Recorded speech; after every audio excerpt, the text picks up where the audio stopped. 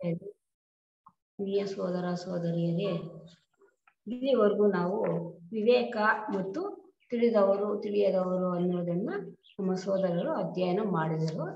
ಈಗ ನನಗೆ ಬಂದಿರತಕ್ಕಂತಹ ಅಧ್ಯಯನಗಳು 8 ಮತ್ತು 9, ಆತ್ಮ ಮತ್ತು ದೇಹಗಳು, ಸ್ಥೂಲ ದೇಹ.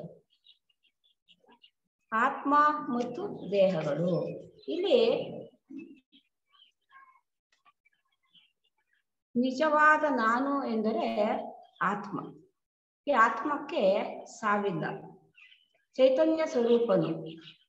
ಸ್ಥೂಲ ದೇಹದಲ್ಲಿ ಆತ್ಮ ನೆಲೆಸಿದ್ದಾನೆ.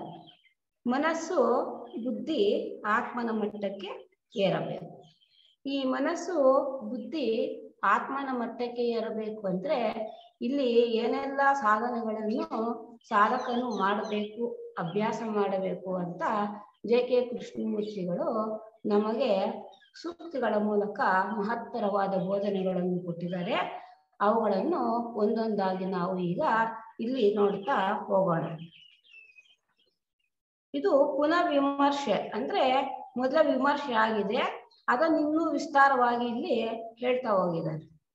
ಮನುಷ್ಯನು ಸತ್ತನ್ನೇ ಅವಲಂಬಿಸುತ್ತೇನೆಂದು ಮನಸ್ಸು ಮಾಡಿದ ಮೇಲೆಯೂ ಕೂಡ ಅದರಲ್ಲಿಯೂ ಭೇದಗಳಿರುವುದರಿಂದ ಹೆಚ್ಚು ವಿಮರ್ಶೆ ಮಾಡಬೇಕು. ಅಂದರೆ ಸರಿ ತಪ್ಪು, ಮುಖ್ಯ ಅಮುಖ್ಯ, ಉಪಯುಕ್ತ ಅನುಪಯುಕ್ತ, ನಿಜ ಸುಳ್ಳು, ಸ್ವಾರ್ಥ ಪರಾರ್ಥ ಇವನ್ನು ಸಹ ಚೆನ್ನಾಗಿ ವಿಮರ್ಶಿಸಬೇಕು.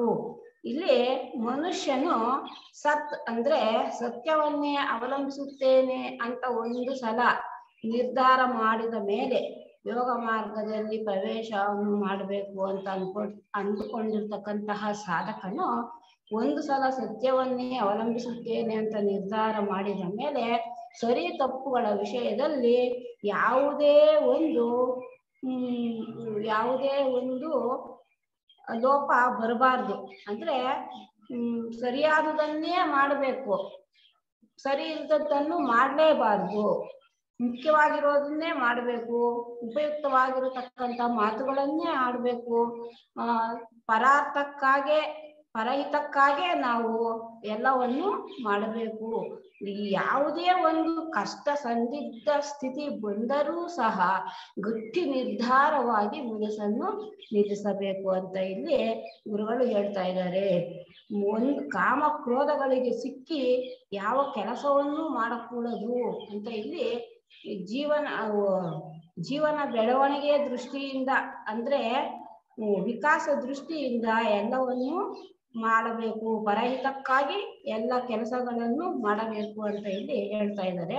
ಮುಂದುವರೆದು ಹೇಳ್ತಾರೆ, ಸರಿ ತಪ್ಪು ಆದ ಎರಡೂ ದಾರಿಗಳು ಎದುರಿಗಿರುವ ವೇಳೆಯಲ್ಲಿ ಯಾವ ಮಾರ್ಗದಲ್ಲಿ ಹೋಗಬೇಕು ಎಂಬುದನ್ನು ನಿಶ್ಚಯಿಸುವುದು ಕಷ್ಟವಾಗಲೇ ಕೂಡದು. ಏಕೆಂದರೆ ಗುರುಗಳನ್ನು ಅನುಸರಿಸಬೇಕೆಂಬುವವರು ಯಾವ ಕಷ್ಟ ಬಂದರೂ ಸರಿಯಾದ ದಾರಿಯಲ್ಲಿಯೇ ಹೋಗಬೇಕೆಂದು ಮೊದಲೇ ತೀರ್ಮಾನಿಸಿದ್ದಾರೆ. ಇಲ್ಲಿ ಹೇಳ್ತಾರೆ, ಸರಿ ತಪ್ಪು ಆದ ಎರಡೂ ದಾರಿಗಳು ಮೊದಲೇ ನಾವು ಕನ್ಫರ್ಮ್ ಮಾಡ್ಕೊಂಡಿರ್ತೀವಿ, ಸತ್ಯ ದಾರಿಯಲ್ಲೇ ಸತ್ಯವನ್ನೇ ಅನುಸರಿಸಬೇಕು ಅಂತ.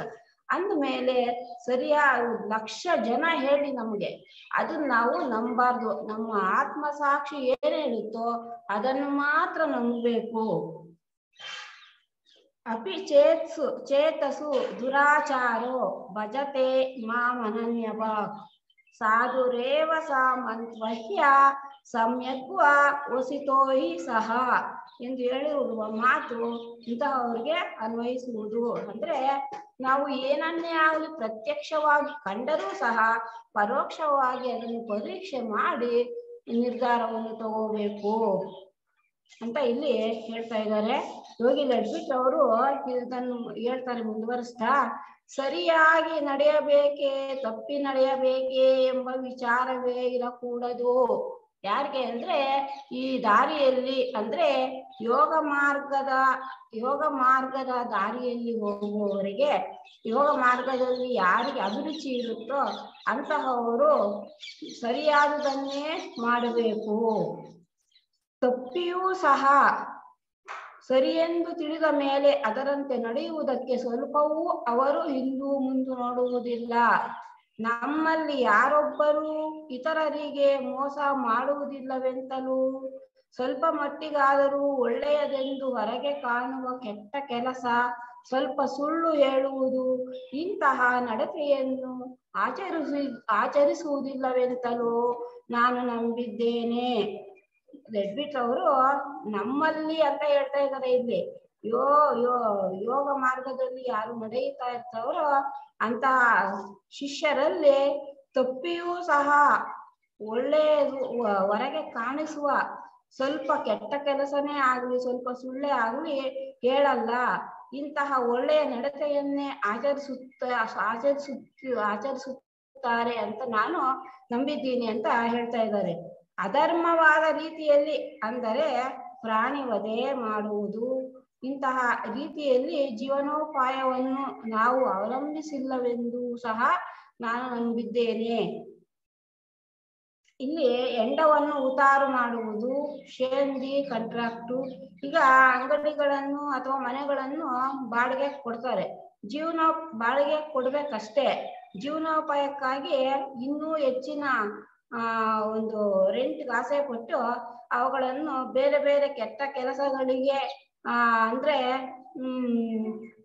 ಸಂಪಾದನೆಗೋಸ್ಕರ ಕಾಮೋದ್ರೇಕವನ್ನು ಉಂಟು ಮಾಡುವಂತಹ ಚಮತ್ಕಾರ ಸಹಿತವಾದ ಮೋಸವನ್ನು ಪ್ರದರ್ಶಿಸುವ ಸಿನಿಮಾಗಳಿಗಾಗಲಿ ನಾಟಕಗಳನ್ನಾಗಲಿ ನಾವು ನೋಡಬಾರ್ದು ಅಂತಾನು ಹೇಳ್ತಾ ಇದ್ದಾರೆ. ಇಲ್ಲಿ ಜೂಜು ಮೊದಲಾದ ವೃತ್ತಿಗೆ ಮನೆಗಳನ್ನು ಬಾಡಿಗೆಗೆ ಕೊಡಬಾರದು ಅಂತಾನು ಇಲ್ಲಿ ಹೇಳ್ತಾ ಇದ್ದಾರೆ. ಕೆಲವರು ಕೃಷ್ಣಾಜಿನ ಮುಂತಾದ ಪ್ರಾಣಿ ಸಂಬಂಧವಾದ ಪದಾರ್ಥಗಳನ್ನು ಉಪಯೋಗಿಸುತ್ತಾರೆ. ಈ ಚರ್ಮಕ್ಕಾಗಿ ಆ ಪ್ರಾಣಿಗಳನ್ನು ವಧೆ ಮಾಡುವ ವಿಚಾರವನ್ನು ಹೇಳಬೇಕಾದುದೇ ಇಲ್ಲ. ಅಂದ್ರೆ ನಾವು ಸಾಧನಾ ಶಿಬಿರಕ್ಕೆ ಹೋಗ್ತಾ ಇದ್ದಾಗ ಅಲ್ಲಿ ನಮ್ಮ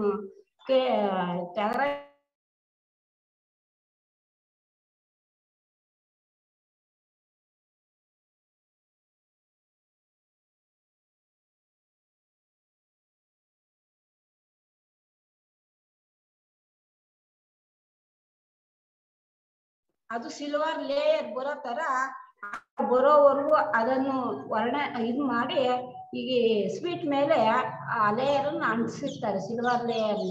ಅದು ಈ ಪ್ರಾಣಿ ಚರ್ಮಗಳಿಂದ ಮಾಡಿರೋದೆ ಅಂತ ಹೇಳ್ತಾ ಇದ್ರು.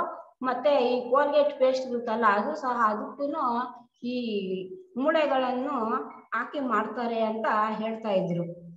ನಾವು ಹೇಳ್ತೀವಿ ಕ್ರುಯಾಲಿಟಿ ವಿತೌಟ್ ಬ್ಯೂಟಿ ಅಂತ ನಾವು ಅಷ್ಟೇ ಈ ಅವುಗಳನ್ನು ಚರ್ಮದ ಬ್ಯಾಗುಗಳನ್ನು ಉಪಯೋಗಿಸೋ ಬದಲು ಬಟ್ಟೆ ಬ್ಯಾಗುಗಳನ್ನು ಉಪಯೋಗಿಸಿದ್ರೆ ಅನುಕೂಲ. ಆದರೆ ಮನುಷ್ಯನು ದೇಹವು ಭಿನ್ನ ವ್ಯಕ್ತಿಗಳು. ಮನುಷ್ಯನ ಇಚ್ಛೆಯು ದೇಹದ ಕೋರಿಕೆಯು ಯಾವಾಗಲೂ ಒಂದಾಗಿರುವುದಿಲ್ಲ.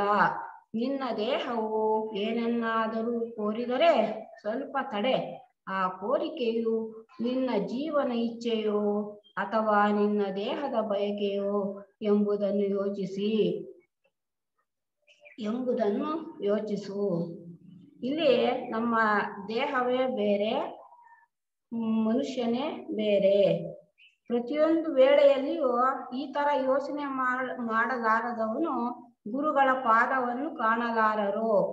ಅಂದ್ರೆ ದೇಹನೇ ಬೇರೆ, ಕೋರಿಕೆಗಳೇ ಬೇರೆ ಅಂತ ಯೋಚನೆ ಮಾಡದೇ ಇರತಕ್ಕಂತಹವರು ಗುರುಗಳ ಪಾದವನ್ನು ಕಾಣಲಾರರು. ಮೊಟ್ಟ ಮೊದಲಿನಲ್ಲಿ ಇದು ಬಹಳ ಕಷ್ಟಕರವಾಗಿ ಕಾಣುವುದು. ಸ್ವಲ್ಪ ಕಾಲದ ಅಭ್ಯಾಸ ನಂತರ ರೂಢಿಯಾಗುವುದು. ಅಲ್ಲಿಯವರೆಗೂ ಬಹಳ ಎಚ್ಚರಿಕೆಯಿಂದ ಇರಬೇಕು. ಅವಸರದಲ್ಲಿ ಯಾವ ಕೆಲಸವನ್ನೂ ಮಾಡಬಾರದು. ಬಾಯಿಗೆ ಬಂದಂತೆ ಮಾತನಾಡಬಾರದು. ದುಡುಕಿನಿಂದ ಯೋಚನೆಯನ್ನೂ ಸಹ ಮಾಡಬಾರದು. ಎಲ್ಲವನ್ನು ಯೋಚಿಸಿ ಮಾಡಬೇಕು. ಇಲ್ಲಿ ನಾವು ABCDಯನ್ನು ಎಚ್ಚರಿಕೆ ABCD ಅಂದ್ರೆ ABCDಯನ್ನು ಕಲಿಬೇಕು. ಇಲ್ಲಿ ಆಲ್ವೇಸ್ ಬಿ ಕೇರ್ಫುಲ್, ಯಾವಾಗಲೂ ಎಚ್ಚರಿಕೆಯಿಂದ ಇರೋದನ್ನ ಕಲಿಬೇಕು. ಅಪ್ಪಿತಪ್ಪಿಯೂ ಸಹ ದುಡುಕಿನಿಂದ ಯಾವುದೇ ಒಂದು ನಿರ್ಧಾರಗಳನ್ನು ತಗೋಬಾರ್ದು. ಜೀವನೂ ಬೇರೆ, ಇವನ ಇಚ್ಛೆಯೂ ಬೇರೆ, ದೇಹಗಳೂ ಬೇರೆ, ಇವುಗಳ ಕೋರಿಕೆಗಳೇ ಬೇರೆ ಎಂಬುದನ್ನು ಗುರುಗಳು ಇಲ್ಲಿ ಸ್ಪಷ್ಟವಾಗಿ ಹೇಳುತ್ತಾರೆ. ಜೀವನಿಗೆ ಅಶ್ರೇಯಸ್ಕರವಾದುದನ್ನು ದೇಹಗಳು ಕೋರುವುದೆಂದು ಮುಂದೆ ಹೇಳುತ್ತಾರೆ.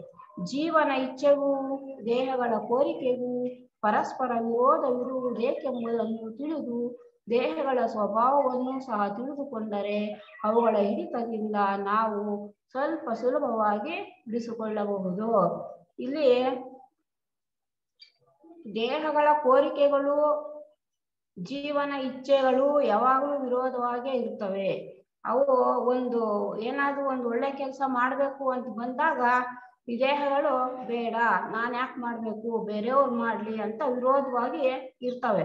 ಅವುಗಳು ಯಾಕೆ ಆ ಥರ ವಿರೋಧ ಆಗಿದಾವೆ ಅನ್ನೋದನ್ನ ನಾವು ಜ್ಞಾನದಿಂದ ತಿಳ್ಕೊಂಡಾಗ ಈ ದೇಹಗಳಿಂದ ಬಿಡಿಸಿಕೊಳ್ಳಬಹುದು ಅಂತ ಇಲ್ಲಿ ಹೇಳ್ತಾ ಇದ್ದಾರೆ. ನಾವು ಯಾವಾಗಲೂ ಇಂದ್ರಿಯಗಳಿಗೆ ದಾಸನಾಗಬಾರದು, ಅವುಗಳನ್ನು ನಾವು ಹಿಡಿತದಲ್ಲಿ ಇಟ್ಕೋಬೇಕು. ಏಕೆಂದರೆ ಅಂತರಂಗದಲ್ಲಿ ನೀನು ದೇವರು, ಅವನ ಇಚ್ಛೆಯೇ ನಿನ್ನ ಇಚ್ಛೆ. ಆದರೆ ನಿನ್ನಲ್ಲಿರುವ ದೇವರನ್ನು ಕಾಣುವುದಕ್ಕೂ ಅವನ ಮಾತಾದ ನಿನ್ನ ಮಾತನ್ನು ಕೇಳುವುದಕ್ಕೂ ನಿನ್ನೊಳಗೆ ನೀನು ಆಳವಾಗಿ ಇಳಿಯಬೇಕು. ಇಲ್ಲಿ ಏಕೆಂದರೆ ಅಂತರಂಗದಲ್ಲಿ ನೀನು ದೇವರು, ನಿನ್ನಲ್ಲೇ ದೇವರಿದ್ದಾನೆ, ಅವನ ಇಚ್ಛೆಯೇ ನಿನ್ನ ಇಚ್ಛೆ ಆಗ್ಬೇಕು. ಹೇಳ್ತಾರಲ್ಲ, ಅಂತರಂಗದ ಕದವು ನಿಜಕ್ಕಾಗಿ ತೆರೆದಿರಲಿ ಅಂತ.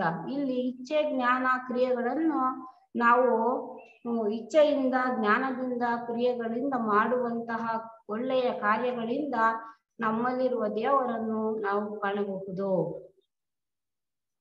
ನಿನ್ನ ದೇಹಗಳನ್ನು ನೀನೆಂದು ಭ್ರಮಿಸಬೇಡ.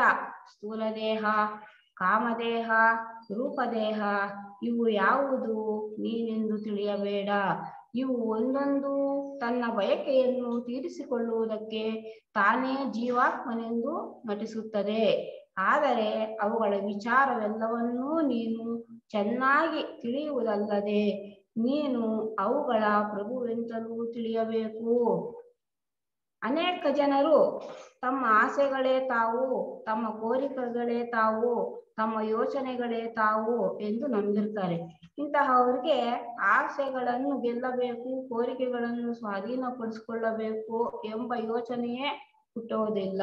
ಅಂತಹವರು ಆಸೆಗಳನ್ನು ಅಹಂಕಾರಗಳನ್ನು ಗೆಲ್ಲಬೇಕಾದರೆ ತಾವೇ ಬೇರೆ, ಅವು ಬೇರೆ ಎಂಬ ತಿಳುವಳಿಕೆಯನ್ನು ಮಾಡಿಕೊಳ್ಳಬೇಕು. ಈ ತಿಳುವಳಿಕೆಯಾದರೂ ವಿಚಾರವೂ ಪರ್ಯಾಲೋಚನೆಯೂ ಇಲ್ಲದೆ ಇದು ಉಂಟಾಗುವುದಿಲ್ಲ. ಜಾಗ್ರತೆ ಅವಸ್ಥೆಯನ್ನು, ಸ್ವಪ್ನವನ್ನು, ಸುಷುಪ್ತಿಯನ್ನು ಅನುಭವಿಸುವ ಆತ್ಮನು ಒಬ್ಬನೇ ಎಂದು ನಾವು ಹೇಗೆ ತಿಳಿದಿರುವೆವೋ ಹಾಗೆಯೇ ಕೋಪದಲ್ಲಿರುವವನು, ಶಾಂತದಲ್ಲಿರುವವನು, ಅಹಂಕಾರ ಪಡುವವನು, ನಮ್ರತೆಯುಳ್ಳವನು, ಕೆಲವು ವೇಳೆ ಚುರುಕಾಗಿ ಕೆಲಸ ಮಾಡುತ್ತಿರುವವನು, ಕೆಲವು ವೇಳೆ ಅತಿ ಸೋಮಾರಿ ಆಗಿರುವವನು, ಕೆಲಸ ಮಾಡುತ್ತಿರುವವನು ಸಹ ಒಬ್ಬನೇ ಎಂದು ನಾವು ತಿಳಿಯಬಹುದು. ಕೋಪವು ಆತ್ಮ ವಸ್ತುವಾಗಿದ್ದ ಪಕ್ಷದಲ್ಲಿ ಆತ್ಮನು ಯಾವಾಗಲೂ ಇರುವಂತೆ ಕೋಪವೂ ಸಹ ಶಾಶ್ವತವಾಗಿ ಯಾವಾಗಲೂ ಇರಬೇಕು.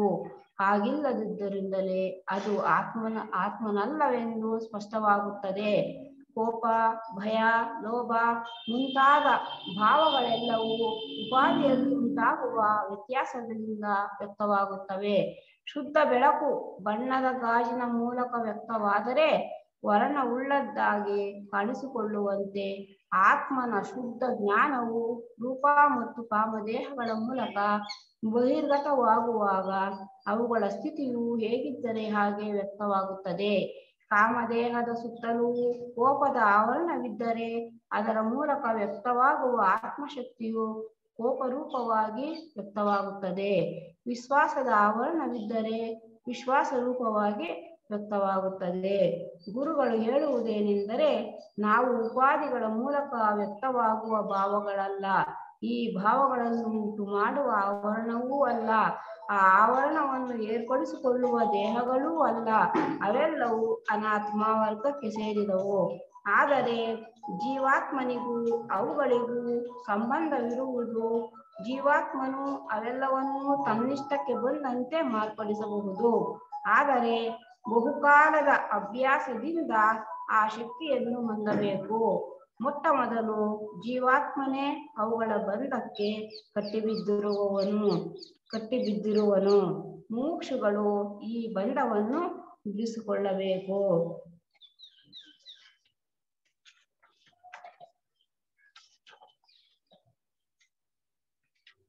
ಸ್ಥೂಲ ದೇಹ, 9ನೇ ಅಧ್ಯಾಯ, ಸ್ಥೂಲ ದೇಹ. ಅಗತ್ಯವಾಗಿ ಮಾಡಬೇಕಾದ ಕೆಲಸವಿರುವಾಗ ಸ್ಥೂಲ ದೇಹವು ವಿಶ್ರಾಂತಿಯನ್ನು ಕೋರುತ್ತದೆ, ಅಥವಾ ಸಂಚಾರ ಹೋಗಬೇಕು ಎನ್ನುತ್ತದೆ, ಅಥವಾ ಆಹಾರವನ್ನು ತಿನ್ನಬೇಕು, ಪಾನೀಯವನ್ನು ಕುಡಿಯಬೇಕು ಎನ್ನುತ್ತದೆ. ತಿಳುವಳಿಕೆ ಇಲ್ಲದ ಮನುಷ್ಯನು ನಾನು ಈ ಕೆಲಸವನ್ನು ಮಾಡಬೇಕೆಂದು ಇಚ್ಛಿಸುತ್ತೇನೆ, ಅದನ್ನು ನಾನು ಮಾಡಲೇಬೇಕು ಎಂದು ಅಂದುಕೊಳ್ಳುತ್ತಾನೆ. ತಿಳಿದವನಾದರೂ ಈ ಕೋರಿಕೆಯನ್ನು ಕೋರುವವನು ನಾನಲ್ಲ, ಕೋರುವ ವಸ್ತುವು ಸ್ವಲ್ಪ ತಾಳಬೇಕು ಎಂದು ಹೇಳುತ್ತಾನೆ. ಇಲ್ಲಿ ಸ್ಥೂಲ ದೇಹ ಬಹಳ ಜಡತ್ವ ಜಾಸ್ತಿ ಸ್ಥೂಲ ದೇಹಕ್ಕೆ. ಮಂಕು ಯಾವಾಗಲೂ ಮೈಗಳ್ಳತನ ಜಾಸ್ತಿ ಇದಕ್ಕೆ. ಏನೂ ಕಷ್ಟ ಬರಬಾರ್ದು ಈ ಸ್ಥೂಲ ದೇಹಕ್ಕೆ, ಎಲ್ಲನೂ ಸುಲಭವಾಗಿ ಆಗ್ಬೇಕು. ತಿಳುವಳಿಕೆ ಎಷ್ಟೆಷ್ಟು ಕಡಿಮೆ ಆಗಿರುವುದೋ ಬಯಕೆಗಳನ್ನು ತೀರಿಸಿಕೊಳ್ಳಬೇಕೆಂಬ ಆತುರವು ಅಷ್ಟಷ್ಟು ಹೆಚ್ಚಾಗಿರುತ್ತದೆ. ತಿಳುವಳಿಕೆ ಕಡಿಮೆ ಆದಂಗೆಲ್ಲ, ಅಂದ್ರೆ ಅದು ಬೇಕು ಇದು ಬೇಕು ಅನ್ನುವಂತ ಆಸೆ ಜಾಸ್ತಿ ಆದಾಗೆಲ್ಲ ಅವುಗಳ ಬಯಕೆಯು ಜಾಸ್ತಿ ಆಗುತ್ತೆ. ಅಷ್ಟು ಆತುರ ಆಗುತ್ತೆ ಆಸೆಗಳನ್ನ ಈಡೇರಿಸ್ಕೋಬೇಕು ಅಂತ. ಇಲ್ಲಿ ಮಗುವು ಏನನ್ನಾದರೂ ಕೋರಿದರೆ ಆ ಕೋರಿಕೆಯು ಆ ಕ್ಷಣವೇ ನೆರವೇರಬೇಕು. ಇಲ್ಲದಿದ್ದರೆ ಪ್ರಪಂಚವೇ ಮುಳುಗಿ ಹೋಯಿತೆಂದು ಅದರ ಭಾವನೆ. ಕಾಡು ಜನರು ಸಹ ಅಷ್ಟೇ ಇದರಂತೆಯೇ. ಸ್ವಲ್ಪವೂ ಇಂದು ಮುಂದಿನ ವಿಚಾರವಿಲ್ಲದೆ ಅಲ್ಪ ವಿಷಯಗಳಿಗೂ ಕೂಡ ಕೊಲೆ ಮಾಡ್ತಾರೆ. ಅವರು ಕೋಪವನ್ನು ಸ್ವಲ್ಪವೂ ತಡೆಯಲಾರರು. ತಾವು ಸಾಯಬಹುದೆಂಬ ಅಪಾಯವನ್ನು ಸಹ ಗಮನಿಸದೆ ಮೇಲೆ ಬೀಳುತ್ತಾರೆ. ಅನೇಕ ವೇಳೆ ತಾವು ಸಾಯುತ್ತಾರೆ. ಹೀಗೆ ಕೆಲವು ಜನ್ಮಗಳು ಕಷ್ಟಪಟ್ಟ ನಂತರ ಸ್ವಲ್ಪ ಮುಂದಾಲೋಚನೆ ಉಂಟಾಗುತ್ತದೆ. ಕೋಪವನ್ನು ತಡೆಯಬೇಕೆಂಬ ಜ್ಞಾನವೂ ತಡೆಯುವ ಶಕ್ತಿಯೂ ಸ್ವಲ್ಪ ಬರುತ್ತದೆ. ವೃದ್ಧ ಜೀವರಾದರೂ ತಾವು ಬೇರೆ, ಕೋಪತಾಪಗಳು ಬೇರೆ ಎಂದು ಚೆನ್ನಾಗಿ ವಿಮರ್ಶೆ ಮಾಡಬಲ್ಲರು. ಮನಸ್ಸು ಮಾಡಿದರೆ ಅವನ್ನು ಸಹ ತಡೆಯಬಲ್ಲರು. ಇನ್ನೊಬ್ಬರಿಗೆ ಸಹಾಯ ಮಾಡುವ ಸಂದರ್ಭಗಳು ಉಂಟಾದಾಗ ಅನೇಕ ವೇಳೆ ಸ್ಥೂಲ ದೇಹವು ಇದೆಲ್ಲಿಯ ತೊಂದರೆ, ಬೇರೆ ಯಾರಾದರೂ ಇದನ್ನು ಮಾಡಲಿ ಎಂದು ಹೇಳುತ್ತದೆ. ತಿಳಿದ ಮನುಷ್ಯನು ನಾನು ಮಾಡಬೇಕೆಂದಿರುವ ಒಳ್ಳೆಯ ಕೆಲಸಕ್ಕೆ ನೀನು ಅಡ್ಡಿಯಾಗಕೂಡದು ಎಂದು ಅದಕ್ಕೆ ಹೇಳುತ್ತಾನೆ. ಇಲ್ಲಿ ತಿಳಿದೇ ಇರತಕ್ಕಂತಹವರು ಆ ಕೆಲಸ ನಾನ್ಯಾಕೆ ಮಾಡಬೇಕು, ಅಷ್ಟು ಸಮಯ ನಾನ್ಯಾಕೆ ವೇಸ್ಟ್ ಮಾಡಬೇಕು, ಯಾರೋ ಬೇರೆಯವ್ರು ಮಾಡ್ಲಿ, ಈಗ ಬೇರೆಯವ್ರು ಆ ಕೆಲಸ ಮಾಡ್ಲಿ ಅಂತ ಅದು ತಳ್ಳಾಕೊಂಡು ಹೋಗ್ತಾರೆ. ತಿಳಿದೇ ಇರ್ತಕ್ಕಂಥವ್ರು ಇಲ್ಲ, ಇದು ನಾನು ಮಾಡಲೇಬೇಕು, ಈ ಕೆಲಸವನ್ನು ನಾನು ಮಾಡಿಯೇ ತೀರಬೇಕು, ನೀನು ಅಡ್ಡಿ ಬರಬಾರದು ಅಂತ ದೇಹಕ್ಕೆ ಹೇಳ್ತಾ ಆ ಕೆಲಸವನ್ನು ಮಾಡ್ತಾನೆ. ಲೋಕದಲ್ಲಿ ಜನರಿಗೆ ಹಿಂಸೆ ಉಂಟು ಮಾಡುವ ಅನೇಕ ವಿಷಯಗಳಿರ್ತವೆ. ಅವನ್ನು ಸರಿ ಮಾಡಬಹುದು, ಆದರೆ ಅದಕ್ಕೆ ಶ್ರಮ ಪಡಬೇಕು. ಇಲ್ಲಿ ಶ್ರಮ ಪಡೋದಿಕ್ಕೆ ದೇಹಗಳು ಇಷ್ಟಪಡೋದಿಲ್ಲ. ಸಾಮಾನ್ಯವಾಗಿ ಜನರು ಹಾಗೆ ಶ್ರಮ ಪಡಬೇಕಾದಾಗ ಬೇರೆ ಯಾರಾದರೂ ಆ ಕೆಲಸವನ್ನು ಮಾಡಲಿ, ನಾನೇಕೆ ಶ್ರಮ ಪಡಬೇಕು ಎಂದು ಯೋಚಿಸಿ ಸುಮ್ಮನಿರುತ್ತಾರೆ. ನಿಜವಾಗಿಯೂ ಪರೋಪಕಾರ ಬುದ್ಧಿಯುಳ್ಳವನು ಮುಂದೆ ನುಗ್ಗಿ ಅದನ್ನು ಮಾಡುತ್ತಾನೆ. ಸಾಮಾನ್ಯರಿಗೂ ತಿಳಿದವರಿಗೂ ಇದೇ ವ್ಯತ್ಯಾಸ. ಶರೀರವು ನೀನು ಸಾಕುವ ಪ್ರಾಣಿ, ನೀನು ಸವಾರಿ ಮಾಡುವ ಕುದುರೆ. ಆದುದರಿಂದ ಅದನ್ನು ಚೆನ್ನಾಗಿ ಕಾಪಾಡಬೇಕು, ಪ್ರಯತ್ನ ಪಟ್ಟು ನೋಡಿಕೊಳ್ಳಬೇಕು. ಅದಕ್ಕೆ ಅತಿಯಾಗಿ ಕೆಲಸವನ್ನು ಕೊಡಕೂಡದು.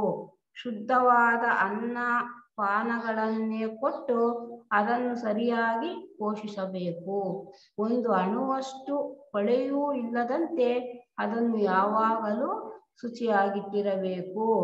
ಇಲ್ಲಿ ಶರೀರವನ್ನ, ನಮ್ಮ ಶರೀರವನ್ನ ಕುದುರೆಗೆ ಹೋಲಿಸಿದ್ದಾರೆ. ಈ ಕುದುರೆ ಅಂದ್ರೆ ಇಲ್ಲಿ ಇಂದ್ರಿಯಗಳು. ಕುದುರೆ ಅಂದ್ರೆ ಇಂದ್ರಿಯಗಳು. ಅದನ್ನ ಚೆನ್ನಾಗಿ ಕಾಪಾಡ್ಕೋಬೇಕು. ಈ ಇಂದ್ರಿಯಗಳನ್ನ ನಯದಿಂದ, ಜ್ಞಾನದಿಂದ ಅವುಗಳನ್ನ ಹಿಡಿತದಲ್ಲಿ ಇಟ್ಕೋಬೇಕು. ಇಲ್ಲ ಅಂದ್ರೆ ಸಿಕ್ಕಾಪಟ್ಟೆ ಓಡ್ತಾ ಇರ್ತವೆ. ಲಗಾಮ ಹಾಕಿ ಅದಕ್ಕೆ ಬಿಗಿಯಾಗಿ ಇಟ್ಕೋಬೇಕು. ಪ್ರಯತ್ನ ಪಟ್ಟು ಅವುಗಳನ್ನ ನೋಡ್ಕೊಳ್ಳಬೇಕು. ಅದಕ್ಕೆ ಅತಿಯಾಗಿ ಕೆಲಸ ಕೊಡ್ಕೂಡುದು. ತುಂಬಾ ಈ ಶರೀರವನ್ನ ಅತಿಯಾಗಿ ಕೆಲಸ ಮಾಡಿದ್ರೆ ಏನಾಗುತ್ತೆ, ಕೃಷಿಸಿ ಹೋಗುತ್ತೆ. ಅದೇ ತರ ಹೆಚ್ಚು ಊಟನೂ ಕೊಡಬಾರ್ದು. ಅದಕ್ಕೆ ಮಧ್ಯಮವಾಗಿ ಅದನ್ನ ನೋಡ್ಕೋಬೇಕು. ಶುದ್ಧವಾದ ಅನ್ನಪಾನಗಳನ್ನೇ ಕೊಟ್ಟು ಸರಿಯಾಗಿ ಅದನ್ನ ಪೋಷಣೆ ಮಾಡ್ಕೋಬೇಕು. ಒಂದು ಅಣುವಷ್ಟು ಕೊಳೆಯೂ ಇಲ್ಲದಂತೆ ಅದನ್ನು ಶುಚಿಯಾಗಿಡಬೇಕು. ಇಲ್ಲಿ ಒಂದು ಅಣುವಷ್ಟು ಕೊಳೆ ಇಲ್ಲದಂತೆ ಯಾಕೆ ಶುಚಿಯಾಗಿ ಇಟ್ಕೊಂಡಿರ್ಬೇಕು ಅನ್ನೋದನ್ನ ಇಲ್ಲಿ ಮುಂದೆ ಹೇಳ್ತಾರೆ. ಶನೈರುಪರಮೆ ದುದ್ಬಾಧೃತಿ ಗೃಹೀತಯ. ಬುದ್ಧಿಯಿಂದ ಹಿಡಿದುಕೊಂಡು ಸ್ವಲ್ಪ ಸ್ವಲ್ಪವಾಗಿ ವಶ ಮಾಡಿಕೊಳ್ಳಬೇಕು ಎಂದು ಗೀತೆಯು ಹೇಳುತ್ತದೆ. ಈ ಇಂದ್ರಿಯಗಳನ್ನು ನಯವಾಗಿ ಬುದ್ಧಿಯಿಂದ ಸ್ವಲ್ಪ ಒರಟಾಗಿ ನಾವು ಅವುಗಳನ್ನ ಮಾಡಕ್ ಹೋದ್ರೆ ಒರಟು ಹಣ್ಣುಗಳಲ್ಲಿ ಉತ್ಪತ್ತಿ ಆಗ್ತವೆ. ಆದ್ರಿಂದ ನಯವಾಗಿ ಅವುಗಳನ್ನು ವಶ ಮಾಡಿಕೊಳ್ಳಬೇಕು ಎಂದು ಗೀತೆ ಇಲ್ಲಿ ಹೇಳುತ್ತೆ. ಕೆಲವು ಮಂದಿ ಹಠಯೋಗಿಗಳು ದೇಹವನ್ನು ಸ್ವಾಧೀನಪಡಿಸಿಕೊಳ್ಳುವುದಕ್ಕೆ ಚಿತ್ರಹಿಂಸೆ ಕೊಡ್ತಾರೆ. ಬರೀ ಬೆತ್ತಲೇ ಹೋಗಿ ನಿಂತ್ಕೊಳ್ಳೋದು. ಬೇಸಿಗೆಯಲ್ಲಿ ಬೆಂಕಿಯ ಮಧ್ಯದಲ್ಲಿ ಬರೀ ಬೆತ್ತಲೆಯಲ್ಲಿ ಹೋಗಿ ನಿಂತ್ಕೊಳ್ಳೋದು. ಮತ್ತೆ ಚಳಿಗಾಲದಲ್ಲೂ ಅಷ್ಟೇ. ಬೇಸಿಗೆಯಲ್ಲಿ ಬೆಂಕಿ ಮಧ್ಯದಲ್ಲಿ ನಿಂತ್ಕೊಂಡ್ರೆ ಚಳಿಗಾಲದಲ್ಲಿ ಕೊರೆಯುವಂತಹ ಚಳಿಯಲ್ಲಿ ಬೆತ್ತಲೆಯಾಗಿ ಇರ್ತಾರೆ. ಮುಳ್ಳಿನ ಮೇಲೆ ಮಲಗಿಕೊಳ್ಳುತ್ತಾರೆ ಇತ್ಯಾದಿ. ಇವರ ವಿಷಯದಲ್ಲಿ ಗೀತೆ ಹೇಳುವುದೇನೆಂದರೆ, ಇಂತಹವರ ವಿಷಯದಲ್ಲಿ, ಹಠಯೋಗಿಗಳ ವಿಷಯದಲ್ಲಿ ಗೀತೆ ಹೇಳುವುದೇನೆಂದರೆ, ಕರ್ಷಯಂತ ಶರೀರಸ್ಥಂ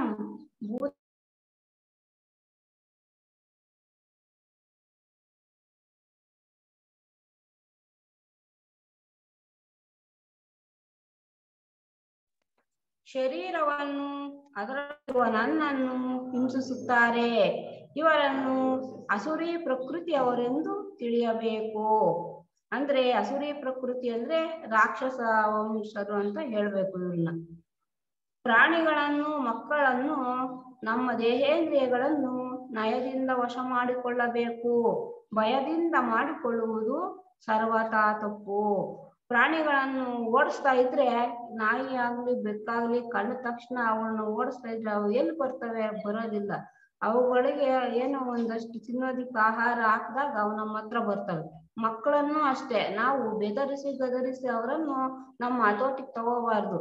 ಅವರನ್ನ ಒಳ್ಳೆಯ ಮಾತುಗಳಿಂದ, ಪ್ರೀತಿಯಿಂದ ಮಾತನಾಡಿಸಿದಾಗ ಅವರು ನಮ್ಮ ಹತ್ರ ಬರ್ತಾರೆ.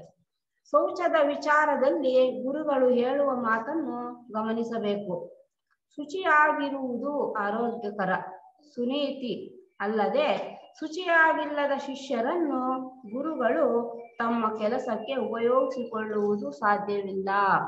ಶಿಷ್ಯನ ಮೂಲಕ ಲೋಕಹಿತಾರ್ಥವಾಗಿ ಗುರುಗಳು ಅನೇಕ ತರಹ ಶಕ್ತಿಗಳನ್ನು ವರ್ಷಿಸಲು ಅಪೇಕ್ಷಿಸುತ್ತಾರೆ. ಲೋಕಹಿತಾರ್ಥಕ್ಕಾಗಿ ಗುರುಗಳು ಅನೇಕ ತರಹ ಶಕ್ತಿಗಳನ್ನು ಶಿಷ್ಯರ ಮೂಲಕ ವರ್ಷಿಸಲು ಅಪೇಕ್ಷೆ ಪಡ್ತಾರೆ. ಆ ಶಕ್ತಿಗಳು ಗುರುಗಳಿಂದ ಹೊರಟು ಶಿಷ್ಯನ ಶರೀರದಲ್ಲಿ ತೂರಿ ಪ್ರಪಂಚಕ್ಕೆ ಹರಡಬೇಕು. ಶಿಷ್ಯನ ಶರೀರವು ನಿರ್ಮಲವಾಗಿಲ್ಲದಿದ್ದರೆ ಇವನ ಮೂಲಕ ಹೊರಗೆ ಬರುವ ಶಕ್ತಿಯು ಕಲುಷಿತವಾಗಿ ಲೋಕಕ್ಕೆ ಒಳ್ಳೆಯದನ್ನುಂಟು ಮಾಡುವುದರ ಬದಲು ಕೆಟ್ಟದನ್ನುಂಟು ಮಾಡುವುದು. ಕಲುಷಿತ ಅಂದ್ರೆ ಇಲ್ಲಿ ಸ್ವಾರ್ಥಕ್ಕಾಗಿ ಉಪಯೋಗಿಸ್ಕೊಂಡರೆ ಆ ಶಕ್ತಿಗಳನ್ನು ಒಳ್ಳೆಯದಕ್ಕೆ ಬದಲು ಕೆಟ್ಟದೇ ಆಗುತ್ತೆ ಅಂತ ಇಲ್ಲಿ ಕೃಷ್ಣಮೂರ್ತಿಯವರು ಹೇಳ್ತಾ ಇದ್ದಾರೆ. ಇದೂ ಅಲ್ಲದೆ ಗುರುಗಳು ತಮ್ಮ ಕೆಲಸಕ್ಕಾಗಿ ತಮ್ಮ ಶಿಷ್ಯನ ಶರೀರ ಎರಡನ್ನೂ ಒಂದನ್ನಾಗಿ ಮಾಡಿಕೊಳ್ಳಬೇಕು. ಶಿಷ್ಯನ ಶರೀರದಲ್ಲಿ ಮಾಲಿನ್ಯವಿದ್ದರೆ ಅದು ಗುರುಗಳ ಶರೀರದಲ್ಲಿ ಸೇರಿ ಅವರನ್ನು ಕಲುಷಿತರನ್ನಾಗಿ ಮಾಡಿ ಅವರ ಕೆಲಸಕ್ಕೆ ಅಡ್ಡಿ ಮಾಡುತ್ತದೆ.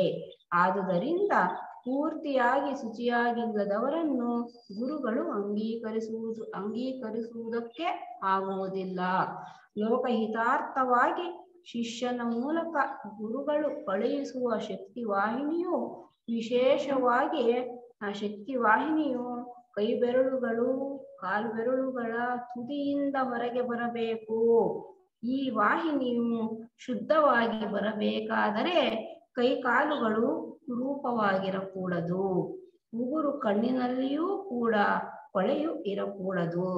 ಆದುದರಿಂದ ಶಿಷ್ಯರು ಮತ್ತು ಉಮೇದುವಾರರು ಶೌಚ ವಿಧಿಗಳಿಗೆ ಹೆಚ್ಚು ಗಮನವನ್ನು ಕೊಡಬೇಕು. ನಿನ್ನ ಶರೀರವು ಪೂರ್ತ ಆರೋಗ್ಯವುಳ್ಳದಾಗಿಯೂ ಶುಚಿಯಾಗಿಯೂ ಇಲ್ಲದಿದ್ದರೆ ಯೋಗ ಸಾಧನದ ಕಠಿಣವಾದ ಕೆಲಸವನ್ನು ನಿರ್ವಹಿಸಲಾಗುವುದಿಲ್ಲ. ಈ ಸಾಧನದ ನಿರಂತರವಾದ ಶ್ರಮವನ್ನು ನೀನು ತಾಳಲಾಗುವುದಿಲ್ಲ. ಪ್ರಾಪಂಚಿಕ ಕೆಲಸಕ್ಕೆ ಯೋಗ ಮಾರ್ಗಕ್ಕೆ ಸ್ಥೂಲ ಶರೀರ ಬೇಕು. ಇದನ್ನು ಆರೋಗ್ಯವಾಗಿ ಶುಚಿಯಾಗಿ ಇಟ್ಕೊಂಡಿರ್ಬೇಕು. ಇಲ್ಲ ಅಂದ್ರೆ ನಾವು ಲೋಕ ಕಲ್ಯಾಣಕ್ಕೋಸ್ಕರ ದುಡಿಯೋದಕ್ಕೆ ಆಗೋದಿಲ್ಲ. ಈ ಶ್ರಮವು ಬಹಳ ಕಠಿಣವಾದುದು. ಅಂದ್ರೆ ಇದು ಬಹಳ ಕಠಿಣ. ಈ ವಿಚಾರದಲ್ಲಿ ಸ್ವಲ್ಪವೂ ಸಂಶಯವಿಲ್ಲ. ವೀಣೆಯ ತಂತಿಯನ್ನು ಉಚ್ಚ ಸ್ವರಕ್ಕೆ ಶ್ರುತಿ ಮಾಡಿದ ಹಾಗೆಲ್ಲ ತಂತಿಯನ್ನು ಹೆಚ್ಚು ಹೆಚ್ಚಾಗಿ ತುಯ್ಯಬೇಕಾಗುವುದು.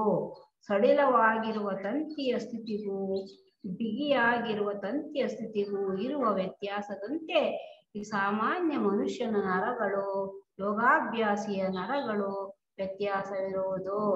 ಅಭ್ಯಾಸಿಯ ನರಗಳೆಲ್ಲವೂ ಬಹಳ ಬಿಗಿಯಾಗಿಯೂ ಸೂಕ್ಷ್ಮಗ್ರಾಹಿಯಾಗಿಯೂ ಆಗುವವು. ಯೋಗ ಮಾಡ್ತಾ ಮಾಡ್ತಾ ಅವು ಬಹಳ ಸ್ಟ್ರಾಂಗ್ ಆಗ್ತವೆ. ಅಭ್ಯಾಸಿಯ ನರಗಳು. ಸಾಮಾನ್ಯ ಮನುಷ್ಯನ ನರಮಂಡಲವು ಲೌಕಿಕ ಯೋಚನೆಗಳನ್ನು ಮಾಡಬಲ್ಲದಾಗಿಯೂ ಸ್ಥೂಲವಾದ ಇಂದ್ರಿಯ ವಿಷಯಗಳನ್ನು ತಿಳಿಯಬಲ್ಲದಾಗಿಯೂ ಇರುವುದು. ಈ ಯೋಚನೆಗಳು ಇಂದ್ರಿಯ ವಿಷಯಗಳು ಸ್ಥೂಲವಾದವು. ಜೀವನಿಂದ ನೇರವಾಗಿ ಬರುವ ಯೋಚನೆಗಳನ್ನು ಗ್ರಹಿಸಬೇಕಾದರೂ ಶುದ್ಧವಾದ ದೈವಭಕ್ತಿ ಲೋಕಹಿತ ಈ ಭಾವಗಳನ್ನು ಗ್ರಹಿಸಿ ವ್ಯಕ್ತಗೊಳಿಸಬೇಕಾದರೂ ನರಮಂಡಲವು ಬಹಳ ಶುದ್ಧವಾಗಿಯೂ ಸೂಕ್ಷ್ಮವಾಗಿಯೂ ಬಿಗಿಯಾಗಿಯೂ ಇರಬೇಕು. ಜೀವನಿಂದ ನೇರವಾಗಿ ಬರುವ ಭಕ್ತಿ ಪರೋಪಕಾರ ಸತ್ಯ ಮುಂತಾದ ಭಾವಗಳು ನರಮಂಡಲವನ್ನು ಅತಿ ವೇಗವಾಗಿ ತಾಡಿಸುವವು. ಆ ತಾಡನದ ವೇಗವನ್ನು ತಡೆಯಬೇಕಾದರೆ ನರಮಂಡಲವು ಶುದ್ಧವಾಗಿಯೂ ಸೂಕ್ಷ್ಮಗ್ರಾಹಿಯಾಗಿಯೂ ಇರಬೇಕು. ಇಲ್ಲದಿದ್ದರೆ ಹದವಿಲ್ಲದ ಉಕ್ಕಿನ ತಂತಿಯನ್ನು ಶ್ರುತಿ ಹೆಚ್ಚಿಸುವುದಕ್ಕೆ ಬಿಗಿ ಮಾಡಲು ತಂಬೂರಿಯ ಬಿರುಡೆಯನ್ನು ತಿರುಗಿಸಿದಾಗ ತಂತಿಯು ಕಿತ್ತು ಹೋಗುವಂತೆ ಅಭ್ಯಾಸಿಯ ನರಮಂಡಲವೂ ಸಹ ವೇಗದ ಚಲನಗಳನ್ನು ತಾಳಲಾರದೆ ಹರಿದು ಹೋಗುವುದು. ಆದ್ದರಿಂದ ಅಭ್ಯಾಸಿಗೆ ನರಗಳ ಸಂಬಂಧವಾದ ಕಾಯಿಲೆಯು ಬರುವುದು. ತಲೆನೋವು ಮೈನೋವು ಉಂಟಾಗುವುದು. ಆದುದರಿಂದ ಅಭ್ಯಾಸಿಗಳಿಗೆ ಶೌಚವಿಧಿಯು ಅತಿ ಮುಖ್ಯವಾದ ವಿಷಯ. ತಾಮಸ ರಾಜಸ ಆಹಾರಗಳಿಂದ ಬೆಳೆದಿರುವ ನರಮಂಡಲವು ಸಾತ್ವಿಕ ಯೋಚನೆಗಳ ಮತ್ತು ಭಾವನೆಗಳ ತಾಡನವನ್ನು ತಡೆಯಲಾರದೆ ಕಿತ್ತು ಹೋಗುವುದು. ಅದಕ್ಕಾಗಿ ಆಹಾರ ಶುದ್ಧಿಯು ಮನಸ್ ಪ್ರಸನ್ನತೆಯು ಇಂದ್ರಿಯ ನಿಗ್ರಹವು ವೈರಾಗ್ಯವು ಅಭ್ಯಾಸಿಗೆ ಅಗತ್ಯ. ಇವುಗಳ ವಿಷಯವನ್ನು ಮುಂದೆಯೂ ಹೇಳುತ್ತೇವೆ. ನರಮಂಡಲದ ಸ್ಥಿತಿಯ ವಿಚಾರದಲ್ಲಿ ಅಭ್ಯಾಸಿಯ ನರಗಳು ಶುಚಿಯಾಗಿಯೂ ಸೂಕ್ಷ್ಮವಾಗಿಯೂ ಇಲ್ಲದಿದ್ದರೆ ಆತ್ಮಶಕ್ತಿಯಿಂದುಂಟಾಗುವ ವೇಗವಾದ ತಾಡನವನ್ನು ತಾಳಲಾರವೆಂದು ಹೇಳಿದ್ದೇವೆ. ಶುಚಿ ಸೂಕ್ಷ್ಮ ವೇಗ ಈ ಪದಗಳ ಅರ್ಥವನ್ನು ವಿವರಿಸುತ್ತೇವೆ. ಶುಚಿಯಿಂದ ಕೊಳಕಿಲ್ಲದೆ ಅಂದರೆ ಸುಮಾರು ಪೂರ್ತಿಯಾಗಿ ಸಾತ್ವಿಕ ಅತಿ ಸ್ವಲ್ಪ ರಾಜಸ ತಾಮಸ ಧಾತುಗಳಿಂದ ಏರ್ಪಟ್ಟ ನರಗಳು ಹೀಗೆ ಶುಚಿಯಾಗಿರಬೇಕಾದರೆ ದೇಹವು ಸಾತ್ವಿಕ ಆಹಾರದಿಂದ ಪೋಷಿಸಲ್ಪಡಬೇಕು. ರಾಗದ್ವೇಷಾದಿ ಭಾವಗಳು ಮನುಷ್ಯನಿಗಿರಕೂಡದು. ಮೋಸ, ಸುಳ್ಳು ಮುಂತಾದ ಮನೋಭಾವಗಳು ಇರಕೂಡದು. ನಾವು ಯಾವಾಗಲೂ ಸಾತ್ವಿಕ ಆಹಾರವನ್ನೇ ಉಪಯೋಗಿಸ್ಬೇಕು. ಸೂಕ್ಷ್ಮವೆಂದರೆ ಅತಿಯಾಗಿ ವಿಷಯಗಳನ್ನು ಗ್ರಹಿಸುವ ಶಕ್ತಿ. ಅಂದರೆ ಸಾಮಾನ್ಯರ ಮೂಗಿಗೆ ವ್ಯಕ್ತವಾಗದ ಸ್ವಲ್ಪವಾದ ಮೃದುವಾದ ವಾಸನೆಯನ್ನು ಗ್ರಹಿಸುವುದು. ಇತರರ ನಾಲಿಗೆಗೆ ತಿಳಿಯದ ಸ್ವಲ್ಪವಾದ ಮೃದುವಾದ ರುಚಿಗಳನ್ನು ಗ್ರಹಿಸುವುದು ಇತ್ಯಾದಿ. ಇರುವೆಯು ದೂರದಲ್ಲಿರುವ ಕೊಬ್ಬರಿಯ ಸಕ್ಕರೆಯ ವಾಸನೆಯನ್ನು ಗ್ರಹಿಸುವುದು, ಇದು ಸೂಕ್ಷ್ಮ. ನಾಯಿಯು ಒಬ್ಬ ಮನುಷ್ಯನ ಹೆಜ್ಜೆಯಲ್ಲಿ ಅವನ ವಾಸನೆಯನ್ನು ಹಿಡಿಯುವುದು, ಇದು ಸೂಕ್ಷ್ಮ. ಕೆಲವು ಜನರು ಬೇರೆ ಬೇರೆ ಗಿಡದ ಮಲ್ಲಿಗೆಯ ಹೂವಿನಲ್ಲಿ ವಾಸನೆಯ ಭೇದವನ್ನು ಗ್ರಹಿಸುವವರು, ಇದು ಸೂಕ್ಷ್ಮ. ಸೂಕ್ಷ್ಮ ಅಂದ್ರೆ ಈ ತರದ ಸೂಕ್ಷ್ಮಗಳು, ಇವೆಲ್ಲ ಸೂಕ್ಷ್ಮಗಳು. ನಾಯಿಯು ಒಬ್ಬ ಮನುಷ್ಯನ ಹೆಜ್ಜೆಯಲ್ಲಿ ವಾಸನೆಯನ್ನು ಕಂಡುಹಿಡಿಯೋದು, ಮತ್ತೆ ಮಲ್ಲಿಗೆ ಹೂವಿನ ವಾಸನೆಯನ್ನು ಜನರು ನೋಡೋದು, ಕೆಲವು ಜನರು, ಇವೆಲ್ಲ ಸೂಕ್ಷ್ಮ. ಮಲ್ಲಿಗೆ ಹೂವು, ಜಾಜಿ ಹೂವಿನ ವಾಸನೆಗೂ ವ್ಯತ್ಯಾಸವೇ ಇಲ್ಲ.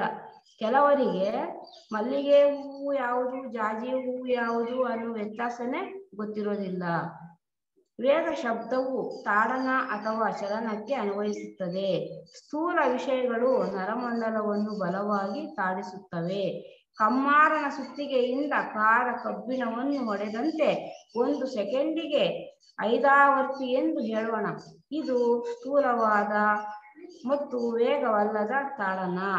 ನರಮಂಡಲವನ್ನು ತಾಡಿಸಿ ಅದನ್ನು ಗಡಿಯಾರದ ಪೆಂಡಲಂನಂತೆ ಅತ್ತಿತ್ತ 5 ಆವರ್ತಿ ಆಡಿಸುತ್ತದೆ.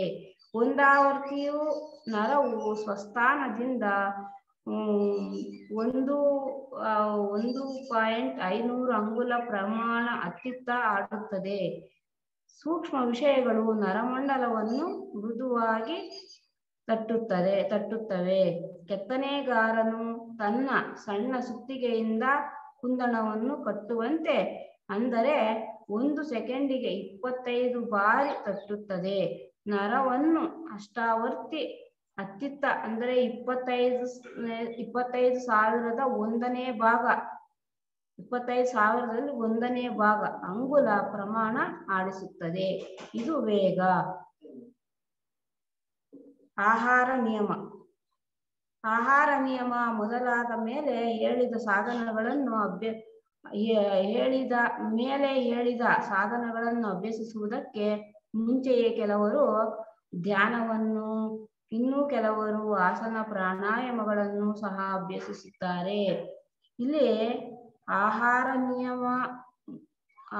ನಿಯಮ ಆದ ಮೇಲೆ ಸಾಧನಗಳನ್ನು ಅಭ್ಯಾಸ ಮಾಡಬಾರ್ದು, ಧ್ಯಾನವನ್ನು ಮಾಡಬಾರ್ದು.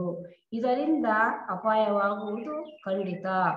ಧ್ಯಾನದಿಂದ ಮೇಲೆ ಹೇಳಿದಂತೆ ತಲೆನೋವು, ಮೈನೋವು ಆರಂಭವಾಗಿ ಅನಂತರ ಇತ್ಯಾದಿ ವ್ಯಾಧಿಗಳು ಉಂಟಾಗುತ್ತವೆ. ಮೆದುಳಿನ ಶಕ್ತಿಯೇ ನಷ್ಟವಾಗಬಹುದು. ಪ್ರಾಣಾಯಾಮದಿಂದ ಕೆಮ್ಮು, ಕ್ಷಯ, ಬುದ್ಧಿಭ್ರಮಣೆ, ಅಂಡವಾಯು ಮುಂತಾದ ವಿಧವಾದ ಕಾಯಿಲೆಗಳು ಪ್ರಾಪ್ತವಾಗುತ್ತವೆ. ಅಂದ್ರೆ ಆಹಾರ ತಿಂದ ಮೇಲೆ ಇವುಗಳನ್ನೆಲ್ಲ ಮಾಡಿದರೆ ಇಂತಹ ಕಾಯಿಲೆಗಳು ಪ್ರಾಪ್ತವಾಗುತ್ತವೆ ಅಂತ ಇಲ್ಲಿ ಹೇಳ್ತಾ ಇದ್ದಾರೆ. ಕಾಮದೇಹ.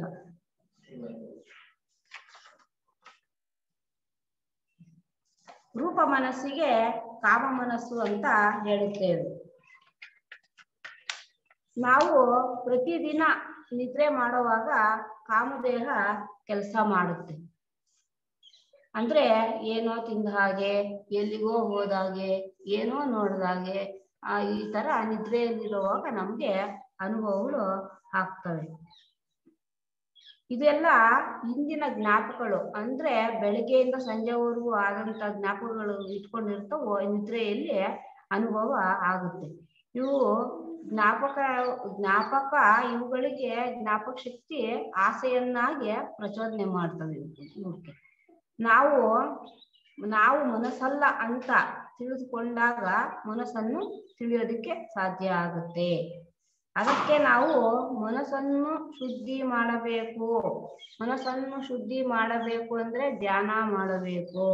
ನಾವು ಸದಾ ಎಚ್ಚರದಿಂದ ಇರಬೇಕು. ಮನಸ್ಸನ್ನು ಗೆಲ್ಲಬೇಕು ಅಂದ್ರೆ ಒಳ್ಳೆಯ ಕೆಲಸಗಳನ್ನೇ, ಒಳ್ಳೆಯ ಸಂಕಲ್ಪಗಳನ್ನೇ, ಸಹಾಯಗಳನ್ನೇ ಮಾಡ್ತಾ ಇರಬೇಕು. ಆಗ ಮನಸ್ಸನ್ನು ನಾವು ಗೆಲ್ಲಬಹುದು. ನಮ್ಮ ಯೋಚನೆಗಳು, ಭಾವನೆಗಳು, ಕ್ರಿಯೆಗಳು ಶುದ್ಧವಾಗಿರಬೇಕು. ಕಾಮದೇಹಕ್ಕೆ ಹೊರಟು ಇಷ್ಟ, ಉದಾತ್ತವಾಗಿರುವುದು ಇಷ್ಟ. ಅಂದ್ರೆ ಇಲ್ಲಿ ಹೇಳ್ತಾರೆ, ಯಾವಾಗಲೂ ಈ ಶರೀರವನ್ನು ನೀನು ವಶದಲ್ಲಿಟ್ಟುಕೊಂಡಿರಬೇಕು. ಅದಕ್ಕೆ ನೀನು ವಶವಾಗಕೂಡದು. ಕಾಮದೇಹಕ್ಕೆ ತನ್ನ ಸ್ವಂತ ಕೋರಿಕೆಗಳು ಅನೇಕ ಡಜನ್ ಗಟ್ಟಲೆ ಇವೆ. ನೀನು ಕೋಪ ಮಾಡಬೇಕೆಂತಲೂ, ಕಠಿಣವಾದ ಮಾತುಗಳನ್ನಾಡಬೇಕೆಂತಲೂ, ಹೊಟ್ಟೆ ಕಿಚ್ಚು ಪಡಬೇಕೆಂತಲೂ, ಅತಿಯಾಗಿ ದ್ರವ್ಯವನ್ನು ಅಪೇಕ್ಷಿಸಬೇಕೆಂತಲೂ, ಇತರರ ಸ್ವತ್ತುಗಳನ್ನು ನೋಡಿ ಅಸೂಯೆ ಪಡಬೇಕೆಂತಲೂ, ಖಿನ್ನ ಮನಸ್ಕನಾಗಿರಬೇಕೆಂತಲೂ ಪ್ರೇರೇಪಿಸುವುದು. ಅದು ಈ ಭಾವಗಳನ್ನು, ಇನ್ನೂ ಅನೇಕ ಭಾವಗಳನ್ನು ಸಹ ನೀನು ತಾಳಬೇಕೆಂದು ಕೋರುವುದು.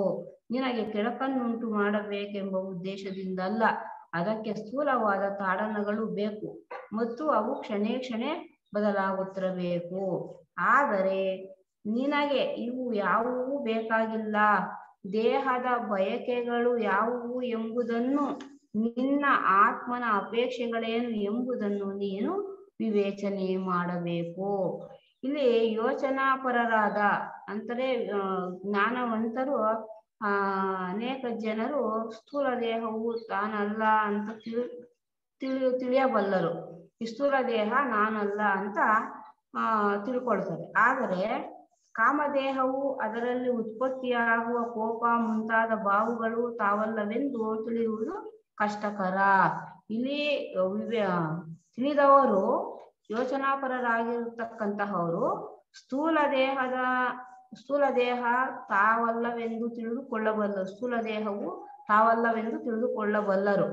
ಆದರೆ ಕಾಮದೇಹವು, ಅದರಲ್ಲಿ ಉತ್ಪತ್ತಿಯಾಗುವ ಕೋಪ ಮುಂತಾದ ಭಾವಗಳು ತಾವಲ್ಲವೆಂದು ತಿಳಿಯುವುದು ಅವರಿಗೂ ಕಷ್ಟ, ತಿಳಿದವರಿಗೂ ಕಷ್ಟ. ಕೆಲವು ವೇಳೆ ಈ ದುಷ್ಟ ಭಾವಗಳು ಸುಗುಣಗಳ ವೇಷವನ್ನು ಹಾಕಿಕೊಂಡು ನಮಗೆ ಮೋಸ ಮಾಡುವವು. ಕೋಪಕ್ಕೆ ವಶರಾಗಿ ಅವು ವೇಷಗಳನ್ನು ಹಾಕೊಂಡು ನಮಗೆ ಮೋಸ ಮಾಡ್ತವೆ.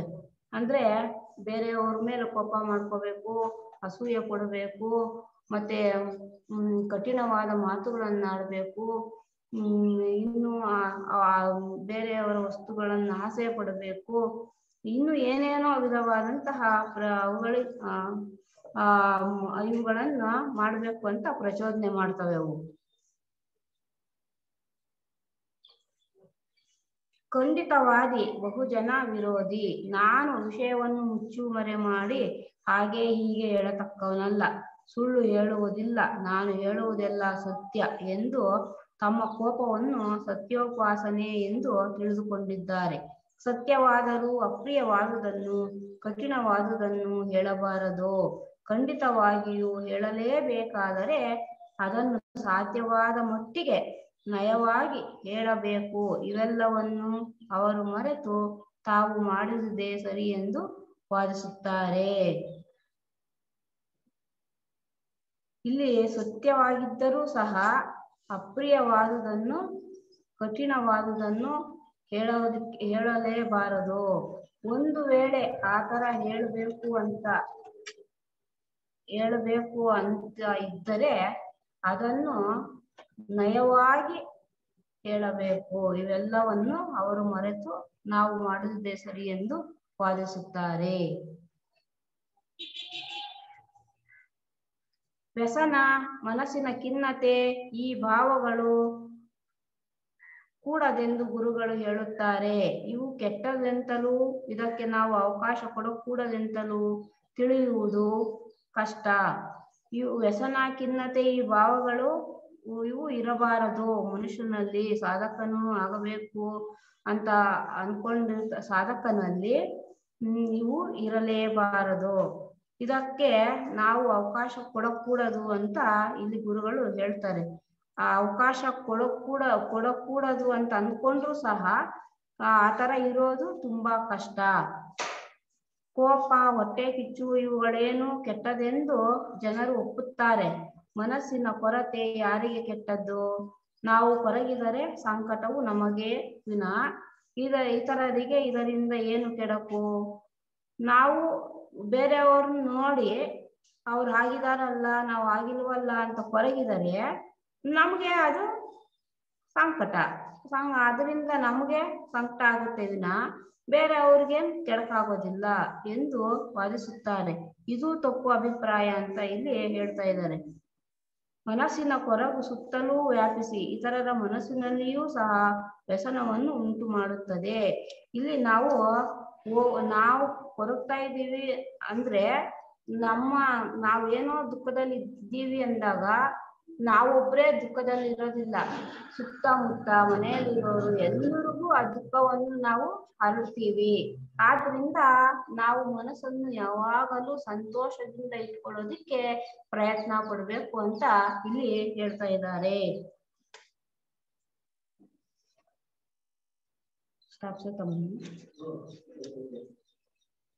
ಎಲ್ಲರಿಗೂ ಧನ್ಯವಾದ.